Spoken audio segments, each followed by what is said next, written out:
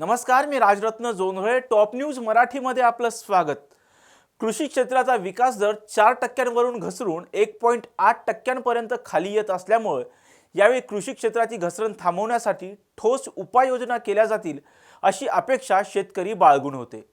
अर्थसंकल्पात अशा कोणत्याही नव्या उपाययोजना करण्यात न आल्यामुळे शेतकऱ्यांची मोठी निराशा झाली आहे.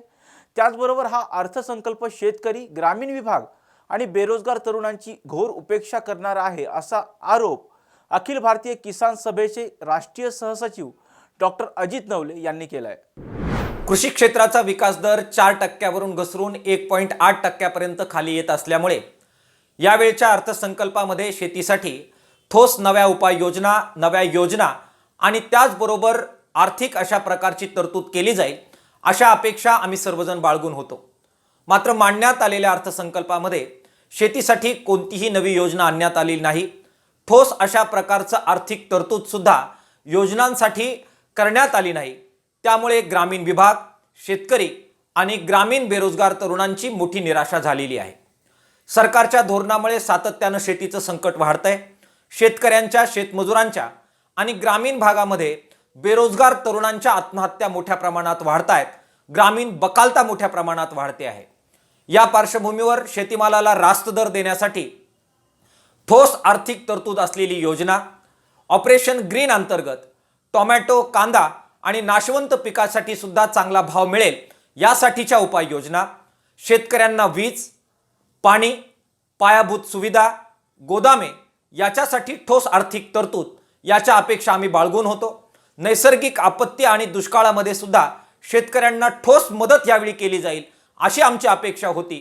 किमान निवडणुकीच्या पार्श्वभूमीवर तरी अशा प्रकारच्या वेगवेगळ्या प्रकारच्या सुविधा ग्रामीण विभागाला दिल्या जातील अशा प्रकारची अपेक्षा आमची सर्वांची होती. दुर्दैवाने आमची निराशा झालेली आहे. आपण धर्म आणि जातीच्या आधारे जे सामाजिक विण विस्कटून मतांचं पोलरायझेशन केलेलं आहे त्याच्या आधारावर आपण निवडून येऊ असा ओव्हर कॉन्फिडन्स कदाचित केंद्र सरकारला आहे.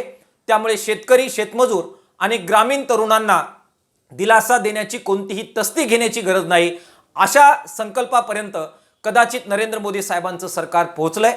त्यामुळेच या संबंध विभागाकडे दुर्लक्ष करण्याचं काम या अर्थसंकल्पामध्ये केलेलं आहे. मात्र नरेंद्र मोदी साहेबांचा हा गैरसमज ग्रामीण जनता दूर करेल आणि येत्या निवडणुकीमध्ये या सगळ्याचे प्रतिसाद उमटतील. ग्रामीण विभागाला अन्याय करणारा अर्थसंकल्प मांडल्यामुळे एक प्रकारची मोठी निराशा शेतकरी समुदायाच्या पदरात पडली.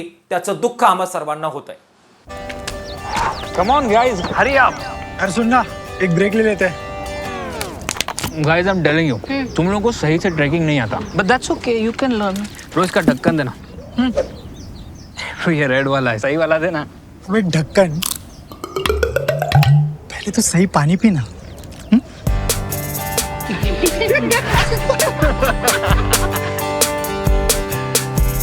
Manikchand Oxyrich, proudly Indian.